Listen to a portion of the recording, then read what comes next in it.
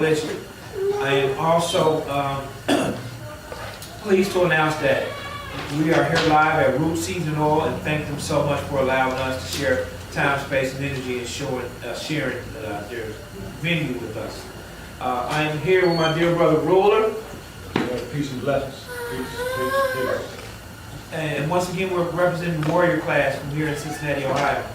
Today's principle is Kuumba. Would you care to read the principle for us, please? Yes, sir. Yes, sir. The sixth principle is Kuumba, which means creativity, which means to do always as much as we can in the way we can in order to leave our community more beautiful and beneficial than we inherited.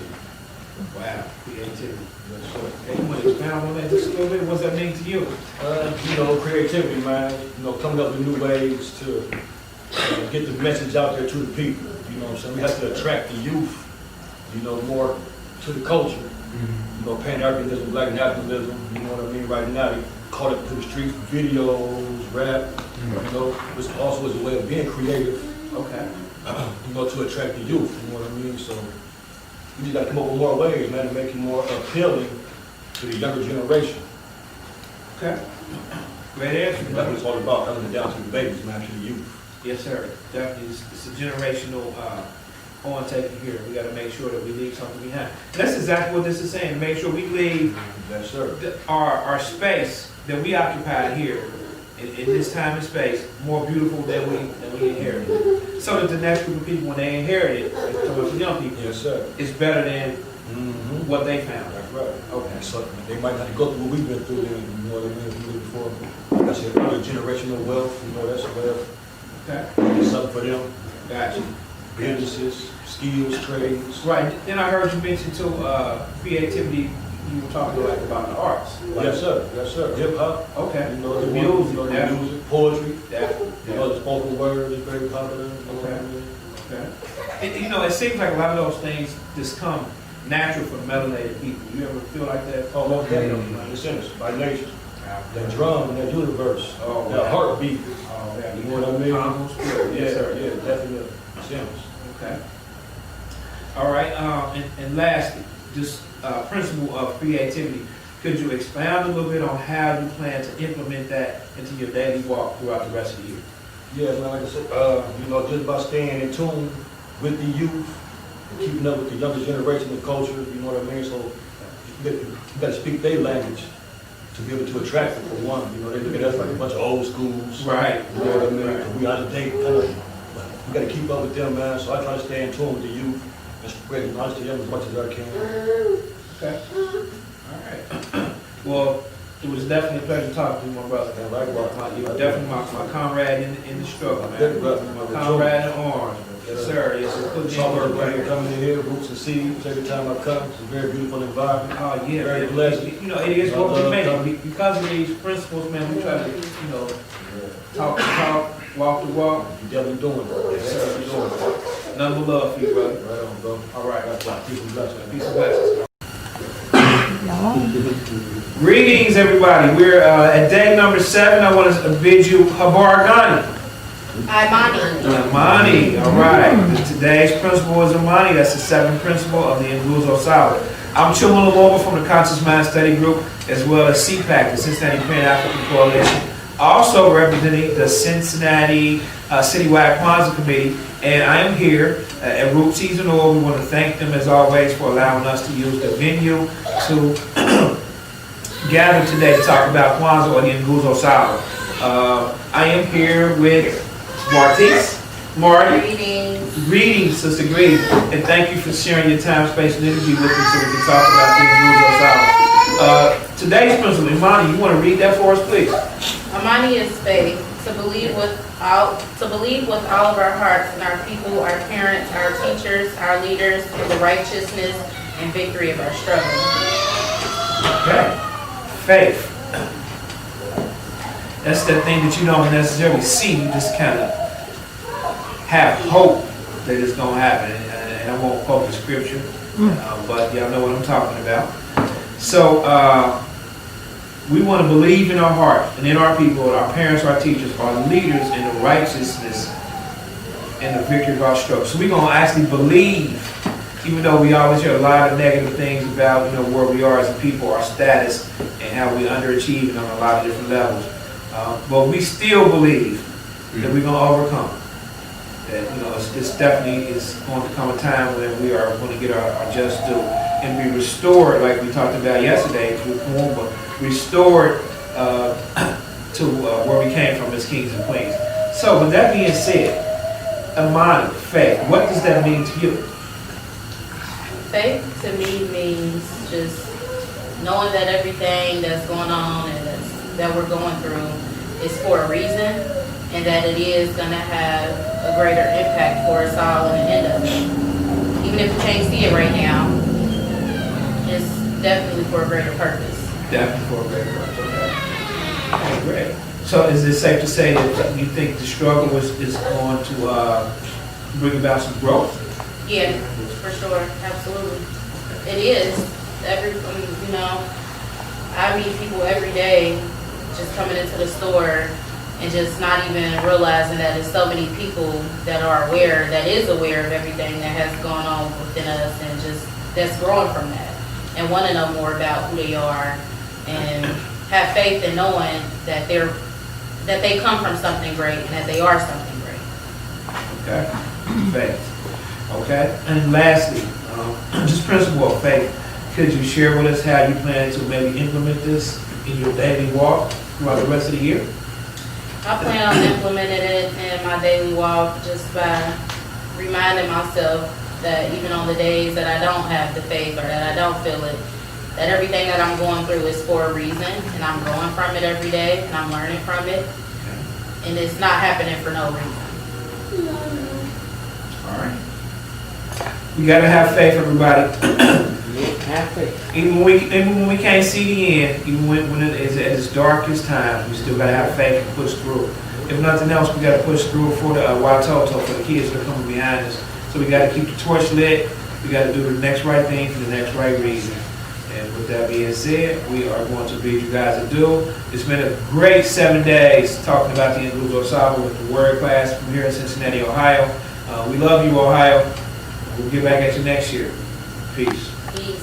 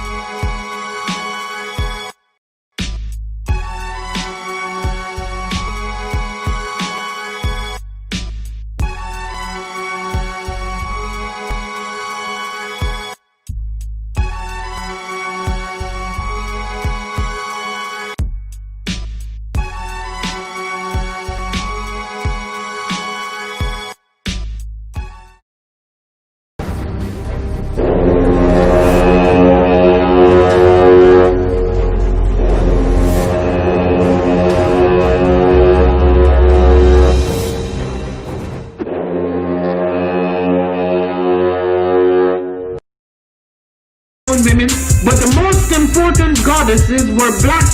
Not just for the African now, in the civilization of the Greeks. The Greek was so profoundly affected by the Africans that the goddess of chastity was a black woman, Artemis. The goddess of wisdom was a black woman, Minerva. The goddess of beauty was a black woman, Diana.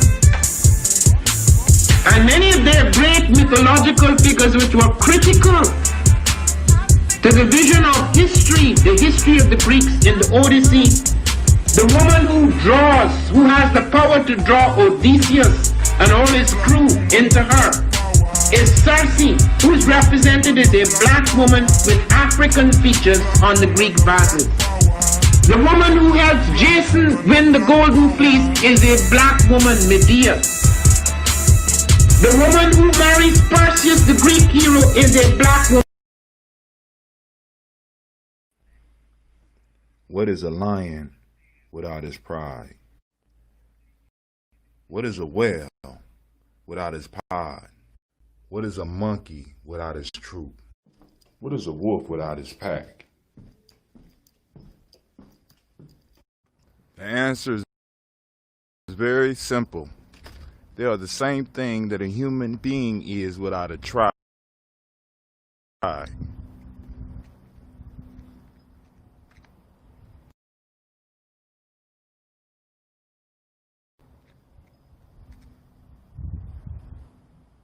Pray.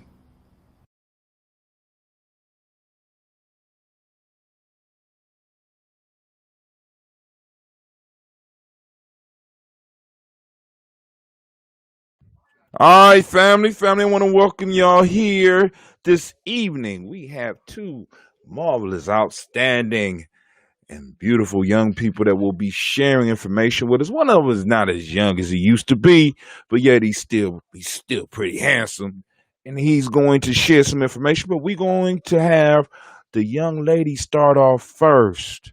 We're going to let Sister Kayla, was Rakayla, actually I called her Kayla, but it's Rakayla, go first, and she will be talking with us.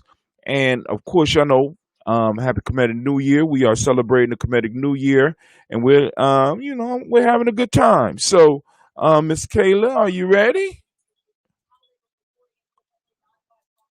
Uh-oh. There we go with this foolishness. This foolishness is acting up on me again.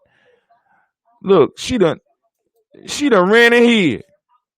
Rakayla, she done ran ahead. Lord have mercy, man. Y'all done scared the young lady, man. Oh my God. So, all right. So, next to the mic, coming to the stage. We got Brother Shamar. You ready, bruh? I can't hear you. Your mic is not on. I don't know. It's on. It's on now? Yeah. Go ahead. Yeah, we can hear you good. Go ahead, brother. Okay, great. So, I got presented an opportunity to answer a few questions regarding current events and just kind of like how the world is going around our community. And so the questions I had, I spent the past couple weeks or so trying to really digging in deep into the questions. And then kind of when I dug into one question, it kind of dug into some more questions after that popped up in my head.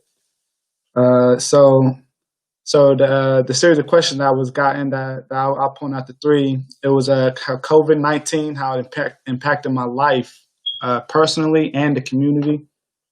The second question was the killing of Black men, women, and children without any regard by the police. And the last question was Black people are killing each other off in our own community.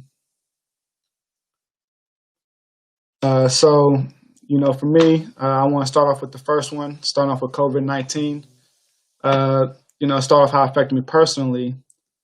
One thing I was grateful for, that I was essential for the whole thing, because I knew that no matter who I had to deal with during this time, I knew I was going to be getting a check coming into me.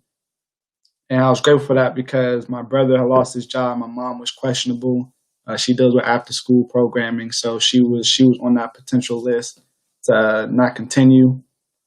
Uh, this whole time it gave me time to grow and develop on small and large scales. My time was spent being indoors more. It was very routine. I couldn't do anything extra that I might normally do. So it gave me the opportunity to kind of really focus on myself and kind of develop my self mastery, so I could grow to become a better person. It also helped me save on to money also because I like to eat a lot. So a lot of times I spend my time going out trying new foods. Since they shut everything down, that was cut off real quick. Uh, and also with these questions that I had talked to a couple of peoples about it just to kind of see how all this stuff, what their thoughts were on these questions, and see how their life might be affected on it. A lot of things was a lot of people that went to one school and had to go back to their hometowns. They talked about how they felt like their life was put on hold because of this, and how it was really hard to struggle doing schoolwork from their house. They felt like school was a better place to stay focused, which then put me in perspective. Like, I'm sure now that you say that, I'm like, I could just imagine how these kids are working from their schools. I mean, working from home, and they have to have that same amount of focus. So if you're as saying a grown adult's telling me they're having troubles, I could just imagine a kid is going through the same thing. But also, though, it did give people opportunities to try new things and do new things that they may not have got the opportunity to do just because they weren't as busy as much. And then talking about how the COVID-19 has affected the community. I work with a lot of kids, so one thing that I thought about was how it affects the community as far as youth goes. Made me think about how the lack of programs that there were open, to keep youth out the streets or out of trouble, because the kids are tired of being in the house cooped up 24/7. So at that point, they're just finding any opportunity to go out. And I started looking in the stats, wondering if crime had reduced at all since everybody was in the house or we were mandated to stay home for a long period of time. And when I looked into those stats, crime actually rised a little bit if it didn't stay steady. But the type of crimes kind of switched over. There was less burglaries and home invasions. But there was an increase in domestic violences and stores getting broken into, things in that nature. And that's kind of my whole piece on how COVID has touched on me, and I think how it's affected the community over these past several months. And it kind of now moving on to the next question, which is the killing of blacks by officers. There's so many different cases that has happened over the past several years. That's just in my generation. I was kind of a lot of the way I answered the questions was really talking about how it's affecting my generation and the generation after me. So my whole thought on it was, I was like, there's all this stuff going on when it comes to the black community and police officers. And so I had a couple questions that came up in my head. The first, I wanted stats. I wanted to see stats. That was the biggest thing when I was looking this information up. So I wanted to look up stats of people killed by officers. And so when I looked this information up, I found that police killed black people 6 times higher than they kill white people. This usually is high in the North Midwest, and it's like in Chicago and New York, Northeast, like New York. So based off of that, I kind of wondered. I was like, well, when I looked up the stats, it actually showed what kind of officers were reported to our neighborhoods compared to white and black. And black people were white people were highly sent to our neighborhoods to help, which is like, okay, we might not be able to control that. So now I wanted to know what was the ratio to black to white people as far as officer goes. And white officers outnumber black officers 5-1. And so based off of that, I kind of had this in my I would call it a biased opinion that if white officers are less likely to shoot their own race, then black officers are also less likely to shoot their own race. But since we're being outnumbered in the police force, we're most likely to get that target of getting shot. And one thing I wanted to try to, a lot of times we hear all the wrong things that these officers are doing, but on that other side, there's also all those times that our community is doing wrong, and that gets overshadowed because by the rights that we do, and that could be just simply because people might not care. So that's why we need to care as much as anybody else. Because if we're not going to put any care towards the matter, why should anybody else do the same thing? So then that also brings up the point to where I think that the community needs to be aware of their legal rights to a higher manner. Because as I was, once I was looking up all these stats, I also looked up a whole bunch of videos of police officers antagonizing black people, traffic stops, walking down the street, things like that. And, in the videos, the officer was 100% wrong in the situation. But on top of that, the people that they walked up on may not have been 100% of their rights. And then that kind of led to more things going the other way, and it went south. So I know being knowledgeable of your legal rights was a big point I wanted to touch on when it comes to this whole thing. And then with this, on top of that, with finding out, with the most recent incident with George Floyd, I was curious because over the past decade or so, I've seen all the stuff of people getting killed and wrongfully killed by officers, and with that case basis, it kind of just like, another thing that's crazy. And I didn't really take it to heart until I was like, I want to really look at in depth what it looks like, what happened to all these people, how they passed, how they got killed, what happened to the officers that did it. And once I looked at it in a group, it became really hard to look at it in one setting. I couldn't read the stuff and be able to take it. It was really hard on my heart. It took me a while. I still never even got a chance to finish it all because it was just too much. It was too much to read. It was too much to read for me. So I figured being aware of those people, what happened to them, even if they weren't in the wrong, what happened to them, so you could try to prevent the situation yourself if it ever comes across you. And then the last question was, are black people killing each other off in our community? And this one kind of brought me back to my training when I was in Urban Warriors when I was 13, 14 years old. There was a question there, and it says, what are we suffering from? And the answer was an oppressed mind state. Back when I was in Urban Warriors. And the following question is, what was done to put us in this state? And the answer was, we were convinced that our physical well-being was in the hands of our captors. We were denied access to our cultural traditions. Our culture and history was negated.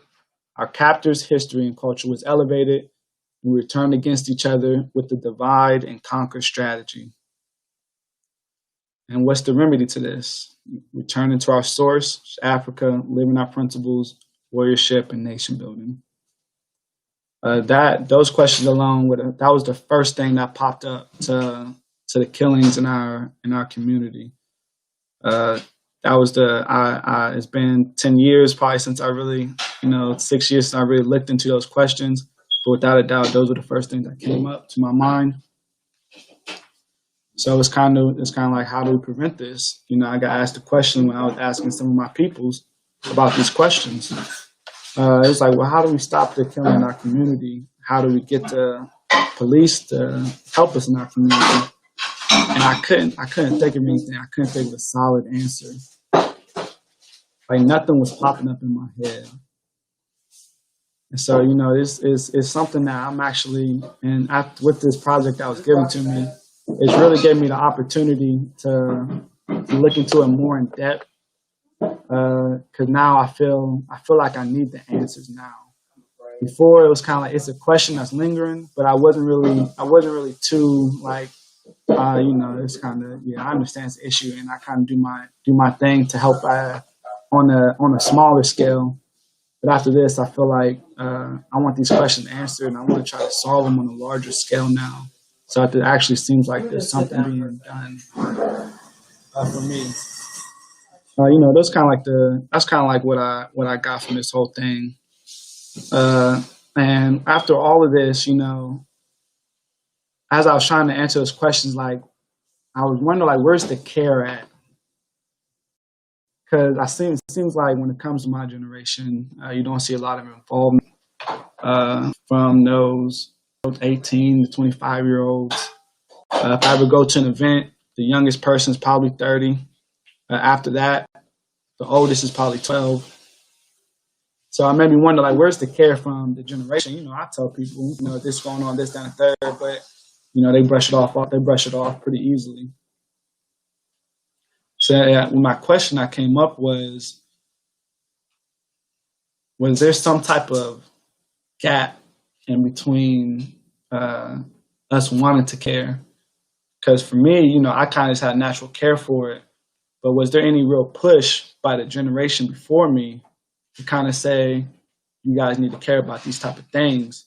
And by the time it already happened, it was too late, and they probably already had the mindset to not care about it. That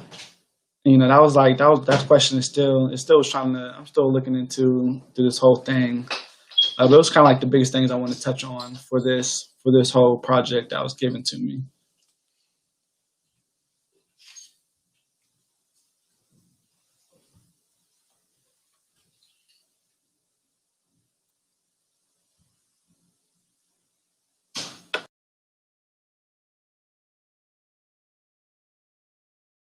I think you're muted. I can't hear you. I said good. That's some good stuff, man. And I'm gonna ask. I'm gonna answer one of your questions with care, or at least leave you with another question. One of the questions that you quoted, where did that question come from? It came from my warrior questions. Okay. And where that came from? Did it come with your generation? Or did it come from a generation above you? It came from, I say 2 generations?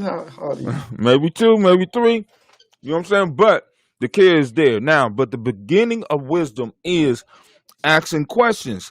And so, who invited you to speak? Brother Kwame.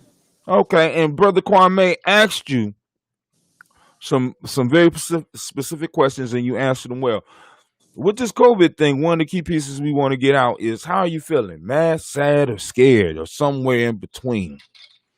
Because you went through that class, right? So I'll probably say that's not COVID. That's not COVID. Go ahead. I wouldn't say I feel mad, sad, or glad. If anything, I feel more focused. I feel like I adjust well to anything, and I was built to adjust on the fly. Mm. When it happened, it was just like, you're prepared for this. You're prepared to do anything that needs to happen. So the best thing to do is just to get through it. And the worst thing I could do was just grow from this matter. Okay. Man, Kayla keep running, man. Oh, she back. All right, so let me get Kayla up here. If you can hang in for a minute, because we can have a little conversation afterwards, because she keep trying to run from the mic. We can't allow that to happen. We can't allow that. We want to hear from you, sister. Let me put on a commercial real quick, and we'll be right back.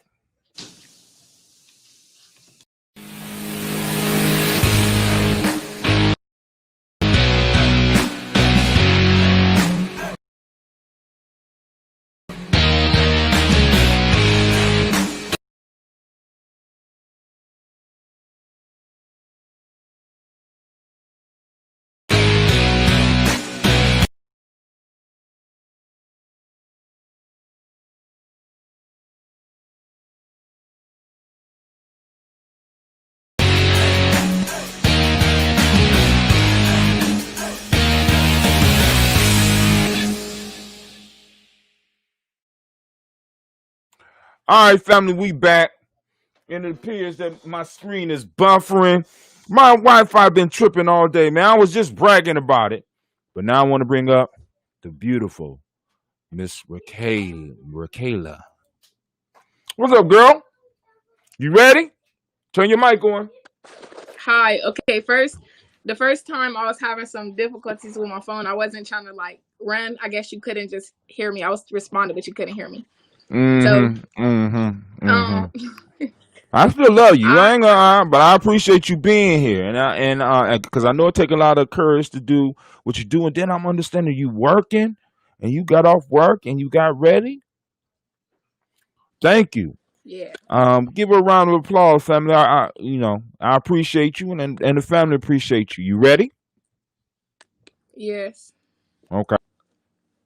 Okay. So around the same kind of questions Shamar got, I got also. So I'm gonna start with how I feel about COVID-19 and how I think it affected me and stuff like that. So personally, when COVID-19 first like came around and stuff, I was working, but I was working at a different place.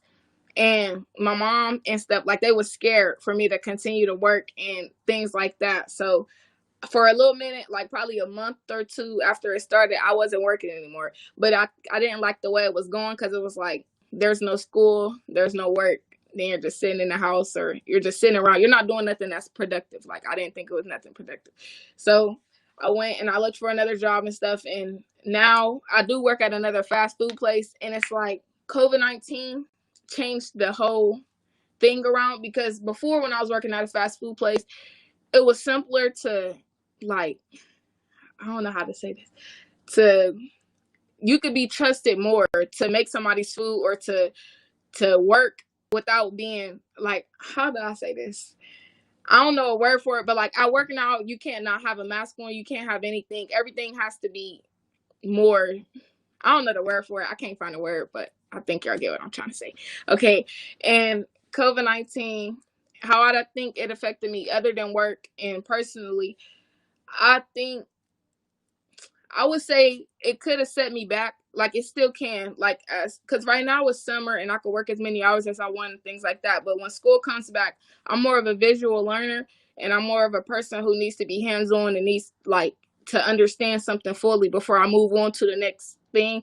And with online school, I know it's harder for teachers to do that, like to help you specifically deeper than like the rest of the class or to make sure you understand specifically deeper than the rest of the class and things like that. So I think it could have set me back, but I'm not sure yet like how it's going to go for this school year. So yeah, I think it could have set me back, but right now it's just on the it's iffy. It's there because I know from last year it was a little hard to do like online school, so I would say COVID is more of a like it it could have been a setback, but it's not a setback yet. And then okay, so about the police killing black people first, I'm gonna speak on that. So I feel like personally, who can you call on if the people that you're supposed to call on think you're the threat? Like if I'm calling because somebody else is doing something or something else is a threat to my life and you're using me as a threat, how can I trust the people who supposed to protect my community type of thing? So with the police situation, I use like as growing up, I always was told like 911, like they would help, like things like that. I grew up thinking that 911 was always to help or something like that. Until of course my eyes opened a little more and I see that the police don't really be on the same team as us. They don't want to be in the ghetto neighborhood to help the people. Like they don't think that you're calling for help. They don't think that you're more as important living where you live or looking how you look or walking how you walk or anything like that. Like being black and being like living period, like with the police doing like that, like you don't have much protection other than yourself with the police not being your protection, using you as a threat, like they need protection from you type of thing. And yeah, I just feel like it doesn't, I don't know, the police thing, I don't know, I just don't this is what I was, let me think. Okay, yeah, I just I don't know how to say it like I don't know how to say it other than the police just aren't trusted, and like personally they're not trusted to me anymore. And for the community, it's it's on a rocky hand. Like for the people I know, because of course I got Black family members and Black people who have had interactions with the police that weren't good and things like that. For the people I know, the police don't help. For the people, from what I see, the police don't help much for Black people, like things like that. So for the community, I would say I don't really like think the police are much of a, they don't impact us very much and things like that. And personally, I feel like they don't do much for Black people other than use them as a threat or have excuses for why they get to do what they get to do. That's not correct, or that's not like something that's a part of the procedure and things like that. And then the Black on Black crime. Okay, I got through those other two topics really fast, but the Black on Black crime, I would say I see like, okay, now, okay, Shamar mentioned how the stats went up, like for like Black on Black things, like it went up actually instead of going down. So I can see that personally without looking up the stats, like because now there's more like RIPs to people that I'm closer to in age and things like that. Like people are more sad because they're losing brothers and sisters and stuff closer to us in age, like in my generation, like younger and not even making it to 18 and things like that, or only making it to 18 and stuff like that because of Black on Black crime. And I don't know, I think the stats are going up. Like personally, I think it's going up, but it's going up in the wrong way because of how this generation thinks, and they always think it's a score back instead of stopping the problem. So personally, I think it's Black on Black crime is getting worse. But then in a way, it could have been getting better because when all of the stuff happened with George Floyd and everybody was doing protesting, it's like it was for a little minute that everybody was cool and like all the Black, like no, everybody was working together and all for each other. But as soon as that little era stopped, then it was back to more Black on Black crime and more of this and more of that, and things got bad and stuff. And okay, I'm sorry, but I can't think of the other topics that Brother Kwame asked me to speak on. But Shamar, if you have any like topics or something, or Brother Hatim or something, questions or anything, you're free to ask.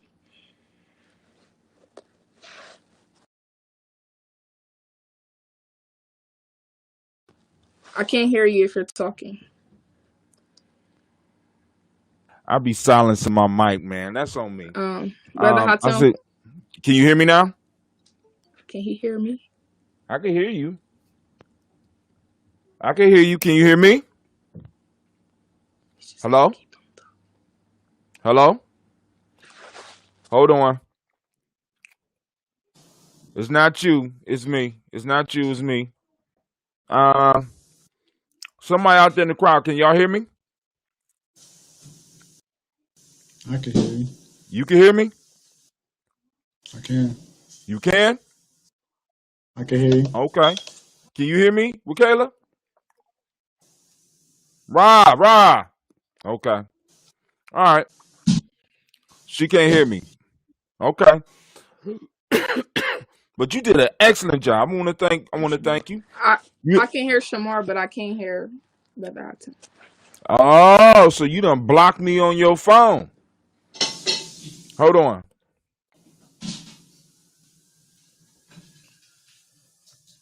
Let's try it now. Can you hear me now? All right, well, cool. Shamar can tell you what I'm saying. I'm going to saying leave you the did. call and come back because I still can't hear. Okay. Smart lady. That's what I'm talking about. This young generation, they don't be playing. She like, I'm gonna leave and I'm gonna come right back in. But you got any closing words for the people? And that's not COVID. Closing words. Yes. Can you hear me now? Yes. Okay, go. Anybody got closing words? Or y'all said everything that need to be said? Well, let me see. Cola nut is rough. Like smoking a cigarette. Good God Almighty.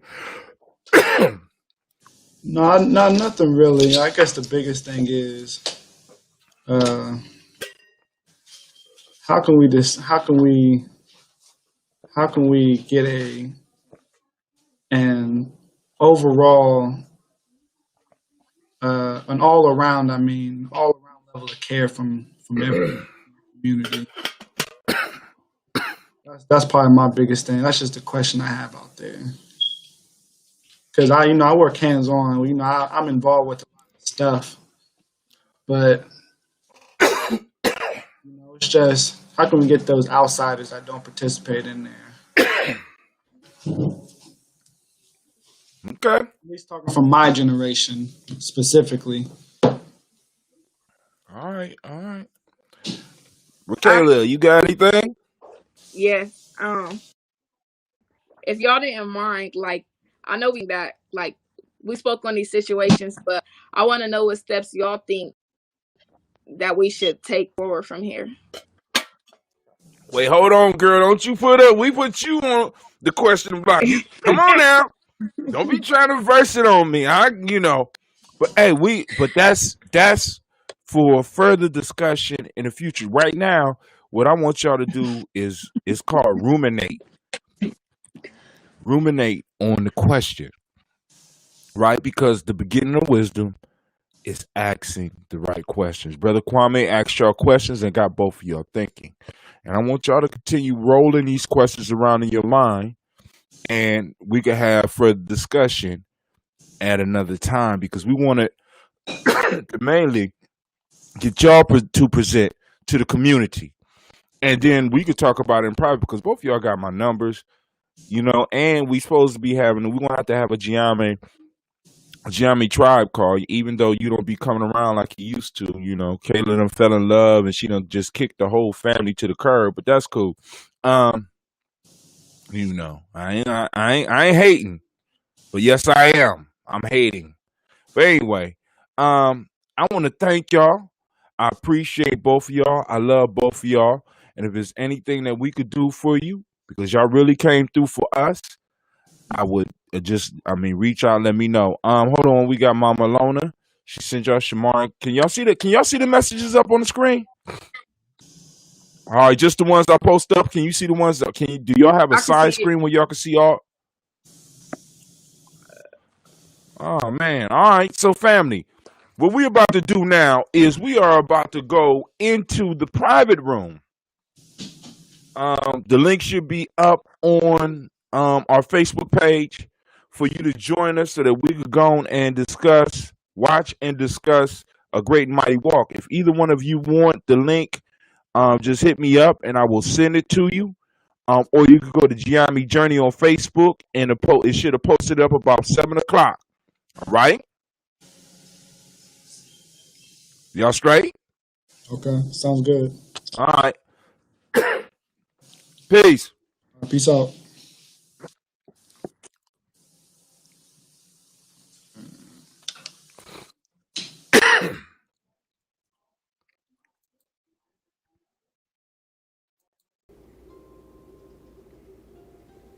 Greetings, all. We come to you guys today representing the Giammi Journey tribe based in Columbus, Ohio. Giammi Journey uses the system from ancient times called rites of passage. With this, we have created a warrior society, the Giammi Journey Warriors. The goal of our society is to develop individuals that are productive members of the community. The driving force behind our warrior society is the concept of self-mastery. We introduce different ideas and experiences that will broaden the worldviews and self-concept. We expose our warriors to experiences that give them a sense of belonging and ownership. We believe that culture cures. And by embodying the Nguzu Saba and living the principles out in our daily lives, we demonstrate this.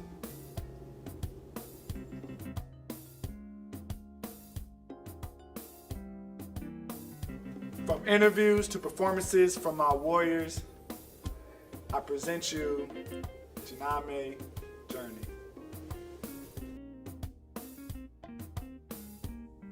My name is Levon. My rank is an initiate. I'm 13 years old and I've been in this for 4 years. and I was born on Coochie Chocolate.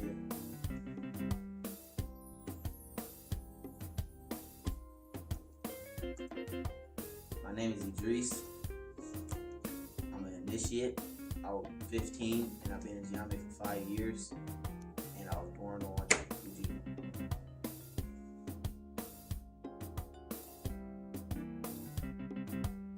My name is Tykees Cox. I'm 18 years old. My rank inside the program is brother, and I was born on the day of Nia, and I've been involved for 7 years.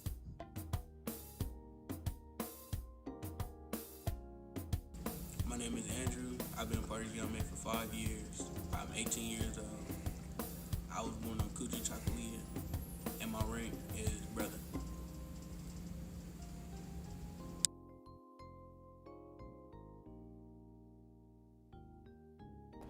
I'm Carla Ford, 16 years old, and I've been a part of Giambi Journey for 7 years, and I'm just proud to be a part of this community.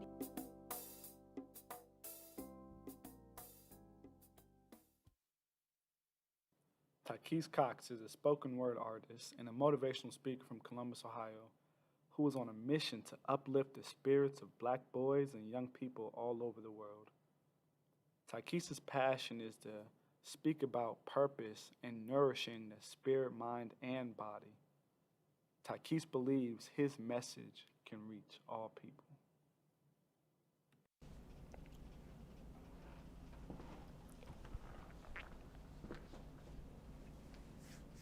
How could you? Never thought that my life would have to be this test. Father knows that I did my best. I never had a choice.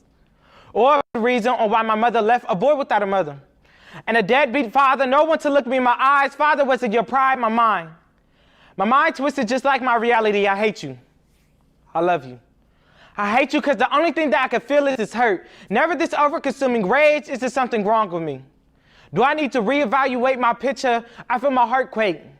My ribs cave. I have no more fight left. And then there was you.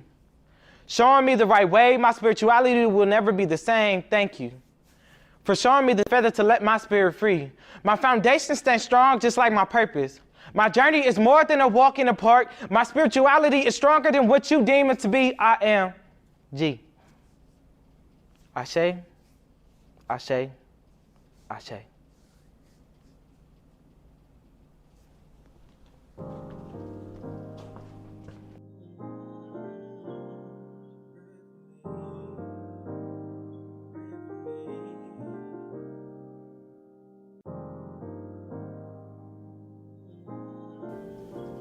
Next, here are a group of our warriors that were given a set of questions to tie their lives in with the trials of G.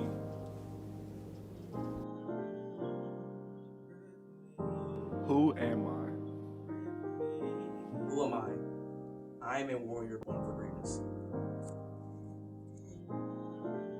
I am Laban. I am here to succeed in life by accomplishing all goals that I set for myself. Why are you here? Why am I here? I am here to assist my people and help them live their best life. Where are you going? Where am I going? Back to my village to aid my people. Where am I going? I don't know where I'm headed at the moment, but I will make sure that I assist my tribe wherever assistance is needed.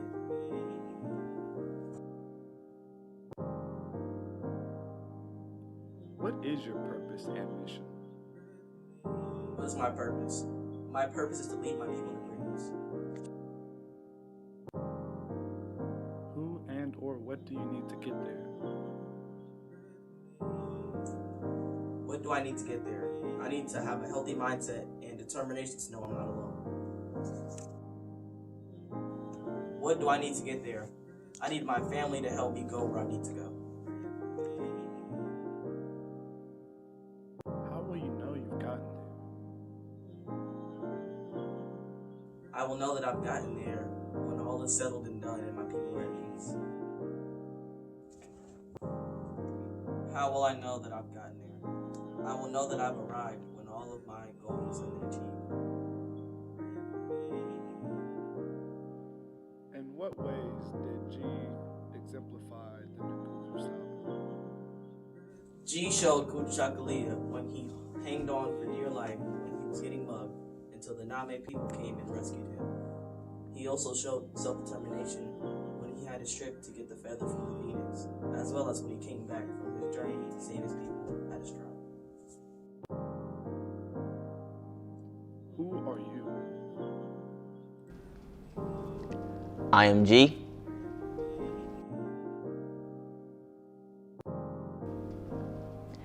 I am Idris Robinson.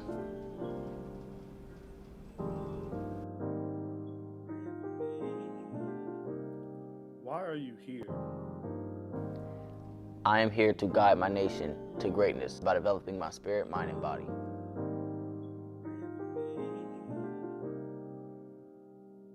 Where are you going? I'm going wherever life takes me. What is your purpose and mission? My purpose is to make a positive change happen in my community. Who and or what do you need to get there?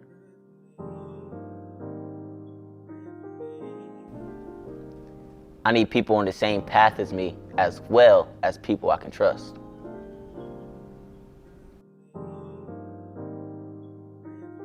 How will you know you've gotten there? When I see a change happen for my culture.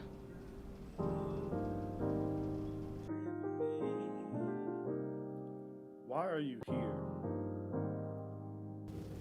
To develop peace and harmony and leave a legacy.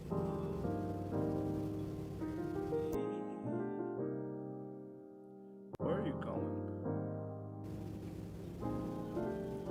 I'm going home.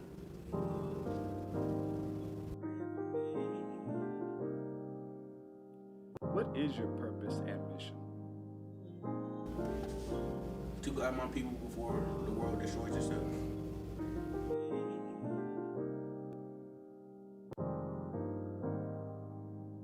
Who and or what do you need to get there? A righteous heart and the Giame tribe.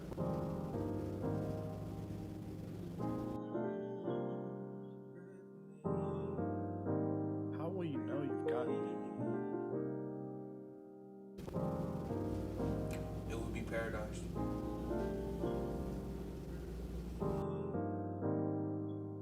How was unity demonstrated? When G's people pledged their allegiance to him and removed sin from the village.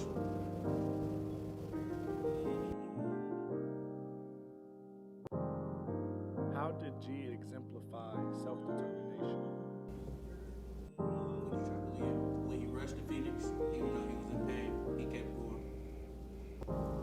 When he was struggling with the trials of G, even though he wasn't doing well, he kept pushing through.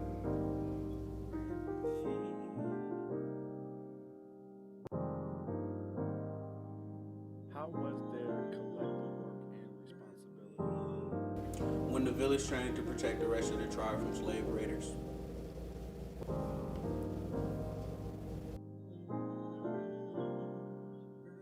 How was cooperative economics demonstrated? G collects youth with righteous hearts to help gain and pass on knowledge.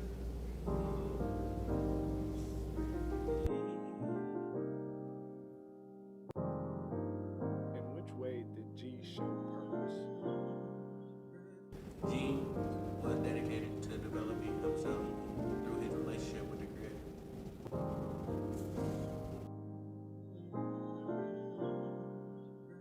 How did G exemplify creativity? When G was finding different ways to approach the Phoenix.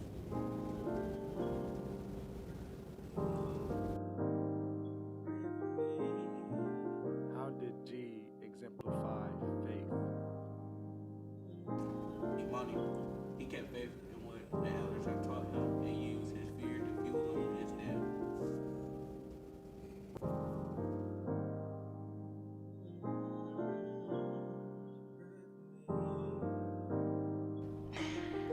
am Sister Tracy of Gianni Journey, and this is Carla. as we go over the story of G and the G trials. We decided that we were going to go ahead and look at it from a woman's point of view. In that story, it was, what was it? How many women? There were 2 women, G's mother and San's mother. So the two women, G's mother and Sid's mother, both of them were wives of King Kanai, right? Yes. So what was the similarities and differences between those women? One of the women wanted their child, San's mother, wanted her child to rule the kingdom, basically, and G's mother wanted him to prosper for himself. She wanted him to find himself and become better. And that is before he took his place, right? Because she didn't insist on him taking his place, but basically gave him that encouragement that that's what he needs to do, and they both knew that because he didn't want to stay.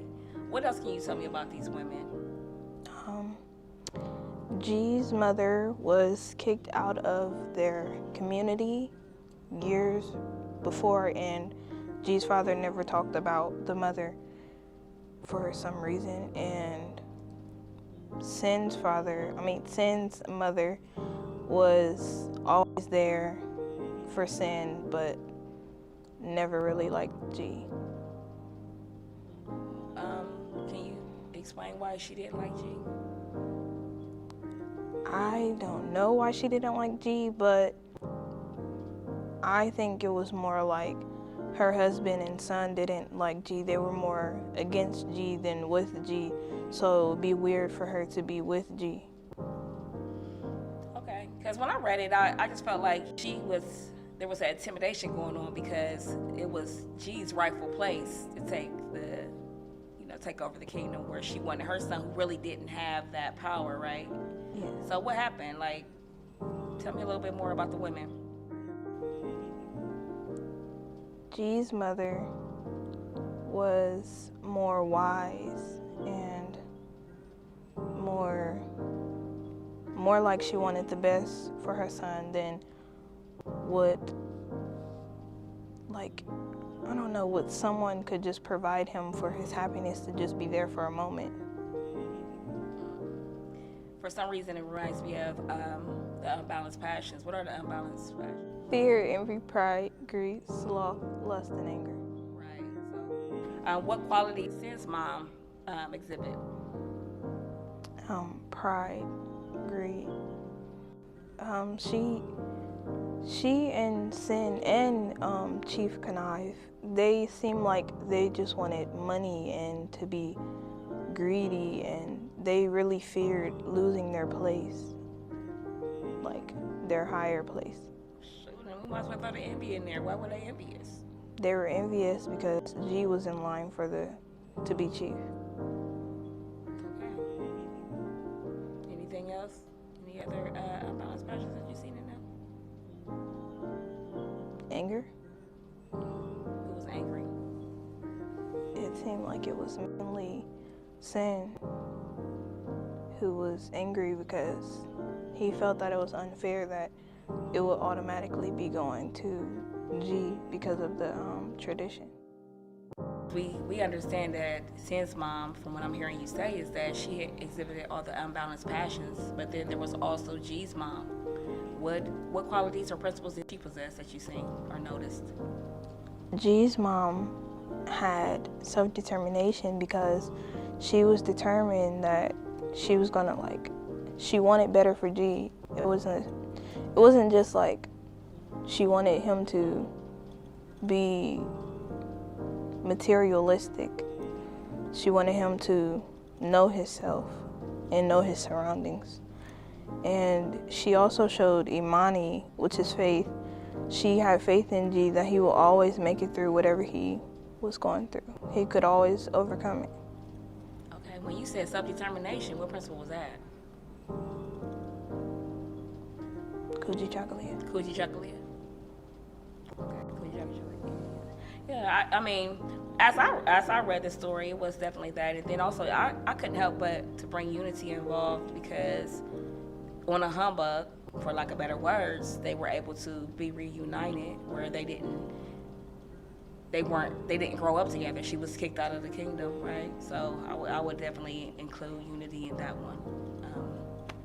But I'll let you continue. Is there anything else you want to say about the women, their similarities and differences?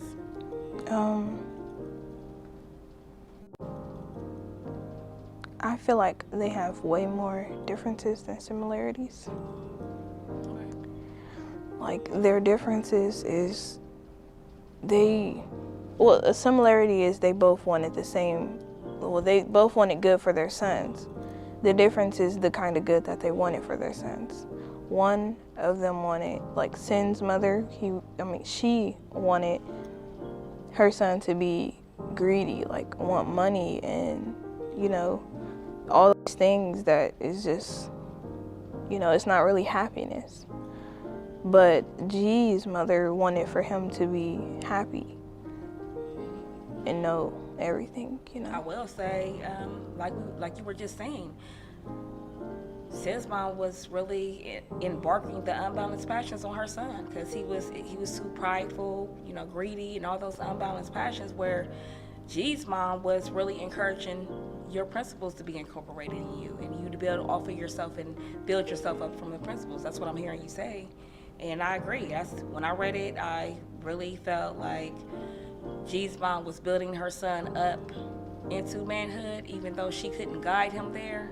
She kind of like pushed him in that right direction, even though she wasn't the one that could actually do it. It was the Niami people who actually made that happen. But she was there to support and encourage her son, as we women are supposed to do, is support and encourage that we are not the ones that are going to make only a man can make a man a man. So I see that all throughout the story. Is there anything else that you noticed in the Trials of G that you want to talk about? Well, I just want to speak about the betrayal that G felt once he found out that it was his brother and father that set him up to be killed. It was like he knew he couldn't go back home. He didn't feel home in his home. Like, he had to keep on going forward in his path and make himself better.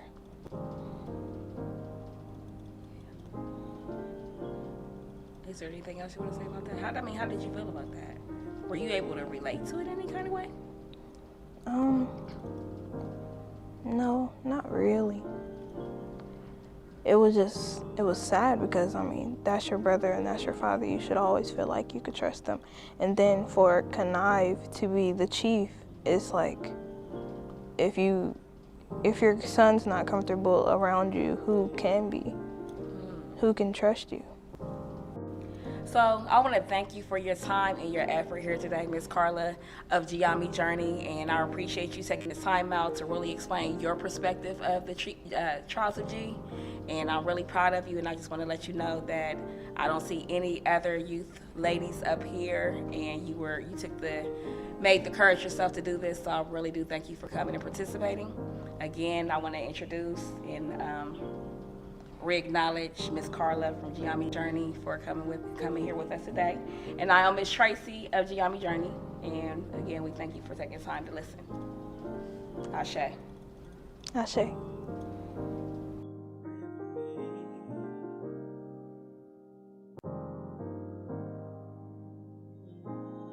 What's going on, everyone? I want to thank you guys for tuning in with us today. Today we have some of our finest warriors to take part in a deeper discussion about the Trials of G.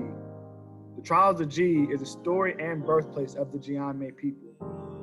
With this story deeply rooted within our tribe, we want to say thank you for listening.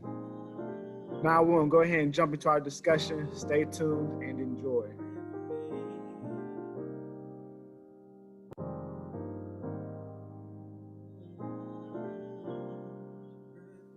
Now to introduce our warriors today. Today we have Idris Robinson with us, Takis Cox, Andrew Jamar Jennings, and Levon Cobb.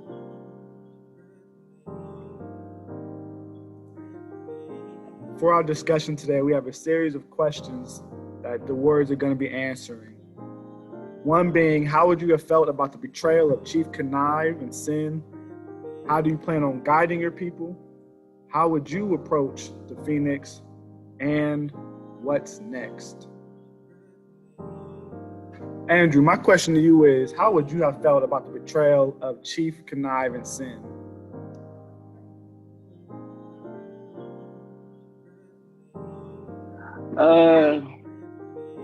If the same thing happened to me, the same type of betrayal, same type of them trying to kill me, I would have grinded my way back just as G did. And when I finally got back to him, I wouldn't want vengeance. It would be more of wondering why did they, like, what was the root of all their hate towards me? Was it just because I was becoming a leader, or was it something else?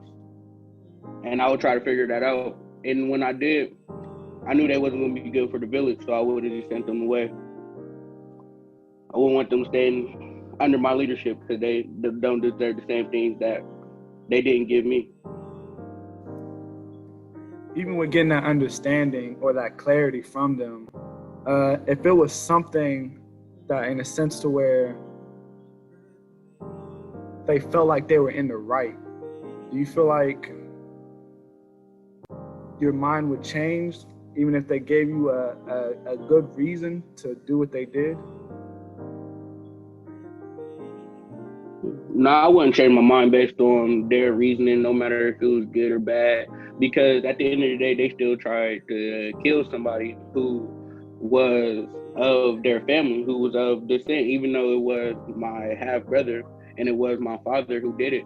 They still are family. So at the end of the day, if family can turn around and even find a good reason to do something like that in the first place, I wouldn't be able, they just wouldn't be able to be under my leadership at that point. Tykees, what would you have done in the same situation? Oh man, putting me in the same situation, I feel like I would have gone more of the route of forgiveness, but not forgiveness for, I would have forgave them not for themselves, but for me. Because I know what that type of anger and that type of hurt does to a person if you hold on to all that aggression or all that hurt or all that pain. It's kind of like the 7 unbalanced passions. So like having those unbalanced passions, you're not conscious. You're not really who you are when you're hurt. You're not really who you are when you're angry, because like some people, they get really loud and they start punching stuff when they're angry. And in some situations, they be like, that wasn't even who I really am. Or people start punching holes in the wall when they're angry. And sometimes that's not the best way for people to let that represent them. So I feel like, because I know what I'm like when I'm angry, and I know what I'm like when I'm sad, mad, angry, or have any of the 7 unbalanced passions, I would go more the route of forgiveness, but not for them, but for me.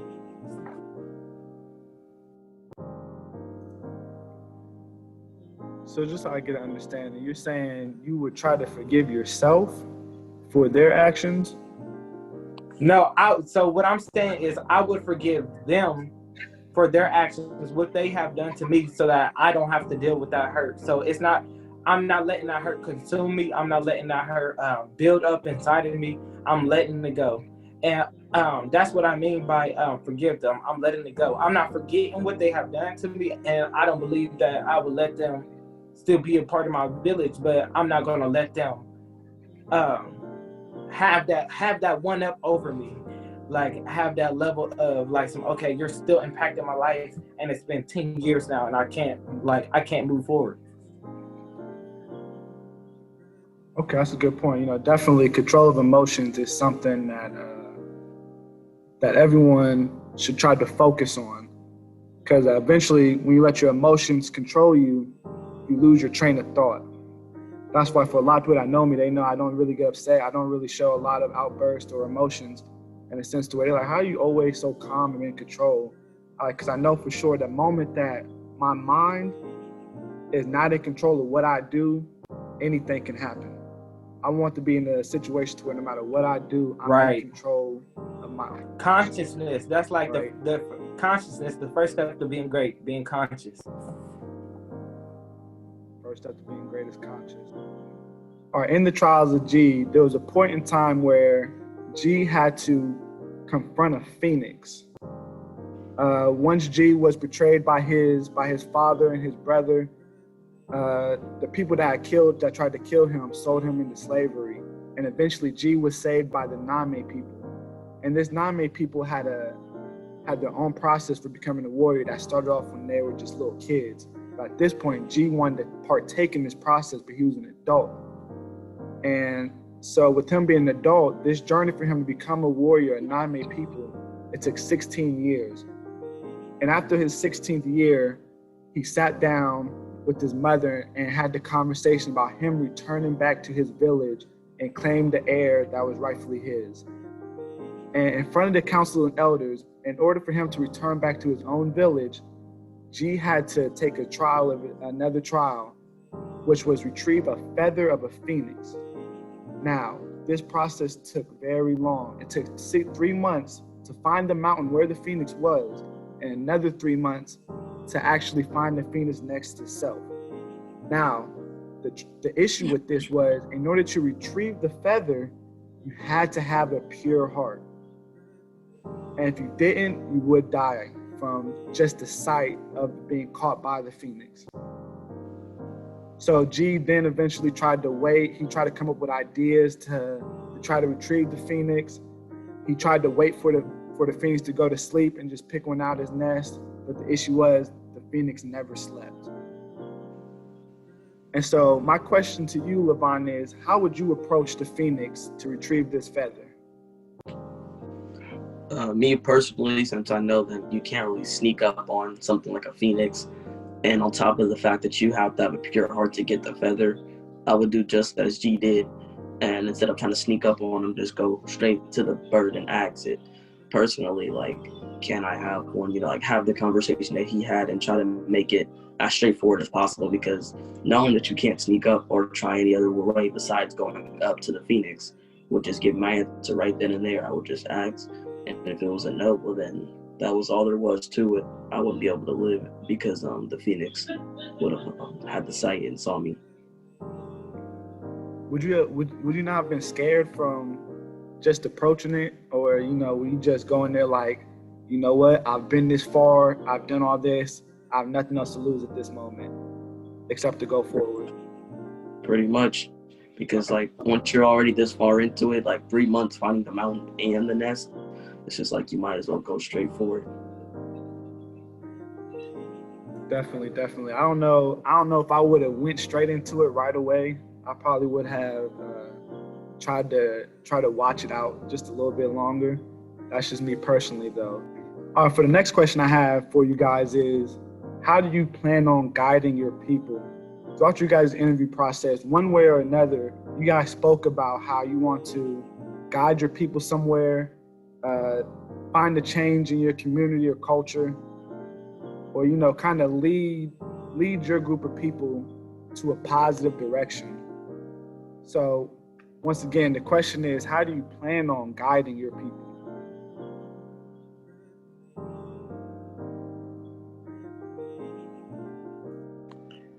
For me, how I plan on guiding my people is through my words. So my mission is to uplift the spirits of Black boys and Black youth around me and even around the world. And I feel like with my words, with my poetry, with my motivational speaking, I can do that. A lot of people are left without hope, and that's hope within their lives, hope within their career, hope with anything. And I feel like I could bring that with my words, with anything that I do, with volunteering, with just being a support for my community.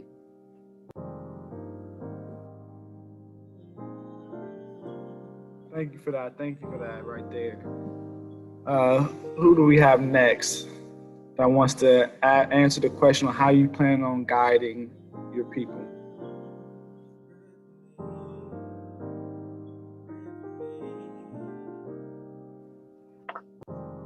To help guide my people in a more non-straightforward way, the way I do it is just when they need help with things, certain things, whatever they need help with, I'll help them with.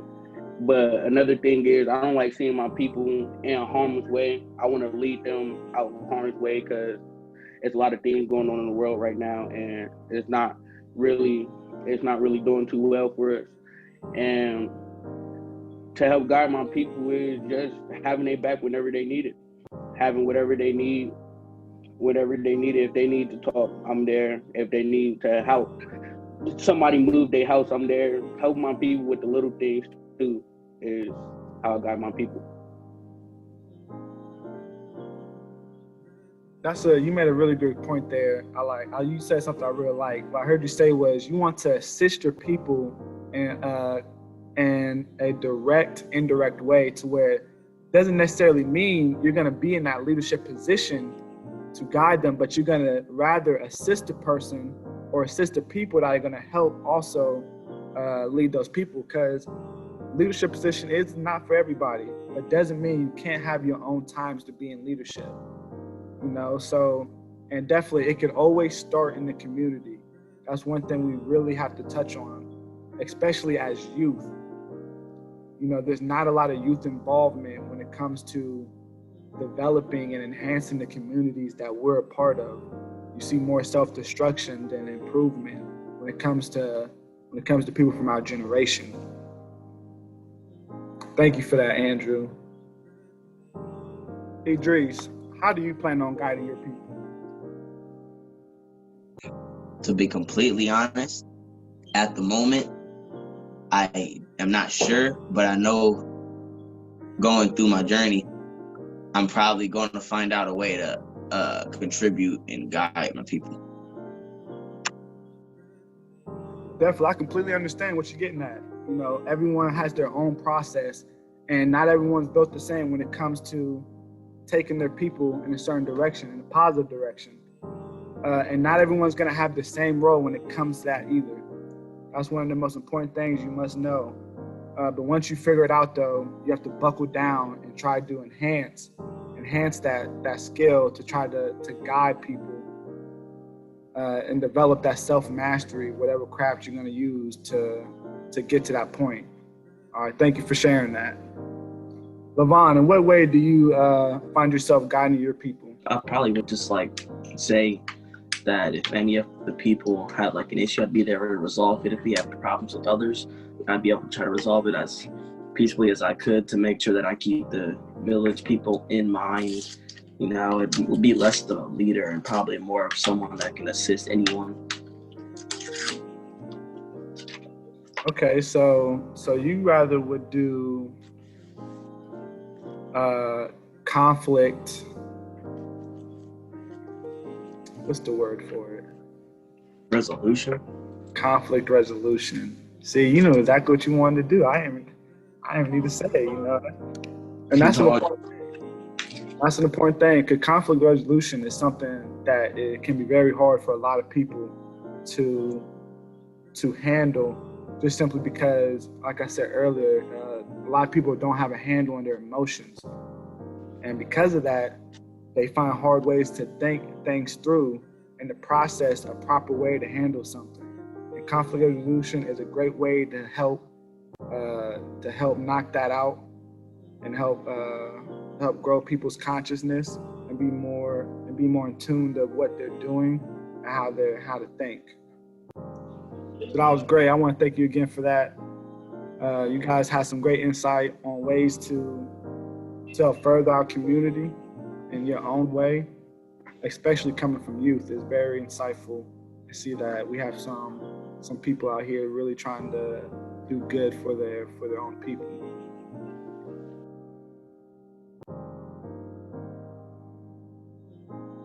Thank you for joining us on our Kwanzaa celebration. This has been the Giame Warriors.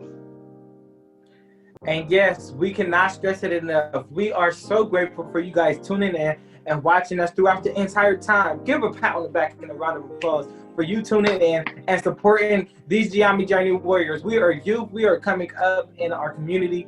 And yeah, we want y'all to stay tuned for the things that we have coming. And peace.